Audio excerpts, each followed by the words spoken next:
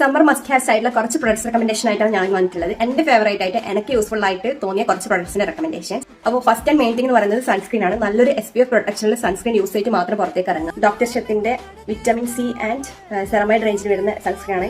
ഇതെല്ലാ സ്കിൻ ടൈപ്പിനും ഒരുപോലെ സ്യൂട്ട് ആവുന്ന ഒരു സൺസ്ക്രീൻ ആണ്. വൈറ്റ് കാസ്റ്റ് ഒന്നും ഇല്ല. പിന്നെ നമ്മൾ അധിക പേരും സൺസ്ക്രീൻ ഫേസിൽ മാത്രം അപ്ലൈ ചെയ്യുന്നവരായിരിക്കും. പക്ഷെ അങ്ങനെയല്ല, നമ്മൾ സൺസ്ക്രീൻ ഫേസിൽ അപ്ലൈ ചെയ്യുന്ന പോലെ തന്നെ ബോഡിയിലും അപ്ലൈ ചെയ്യണം. ഫേസ് ടാൻ ആവുന്ന പോലെ തന്നെ നമ്മുടെ ബോഡിയിലെ എല്ലാ പാർട്സും ടാൻ ആവുന്ന കാര്യം നിങ്ങൾ മറക്കണ്ട. നമ്മളെന്തോ മെറ്റൽ ഷീൽഡ് വെച്ച് ബോഡി ഉണ്ടാക്കിയ പോലെയാണ് ഫേസിൽ മാത്രം സൺസ്ക്രീൻ അപ്ലൈ ചെയ്തിട്ട് പുറത്തോട്ടേക്ക് ഇറങ്ങുക. PF ഉള്ള ഒരു ബോഡി ലോഷൻ നിങ്ങൾ എന്തായാലും അപ്ലൈ ചെയ്യുക. ഈ ഒരു വിഷ് കെയറിന്റെ ബോഡി ലോഷൻ അടിപൊളിയാണ്. ഇതെന്റെ കയ്യിലില്ല, തീർന്നു പോയി. അതുകൊണ്ടാണ് ഞാൻ സ്ക്രീനിൽ കാണിക്കുന്നത്. ഇതെന്തായാലും നിങ്ങൾ വാങ്ങിച്ച് ട്രൈ ചെയ്ത് നോക്കുക. നല്ലൊരു ബോഡി ലോഷനാണ്. SPF പ്രൊട്ടക്ഷൻ ഇതിൽ വരുന്നുണ്ട്. പിന്നെ നെക്സ്റ്റ് വരുന്നത് ഈ ഒരു ലിപ് ബാം ആണ്. ഇത് ഡീകൺസ്ട്രക്റ്റിന്റെ ലിപ് ബാം ആണ്.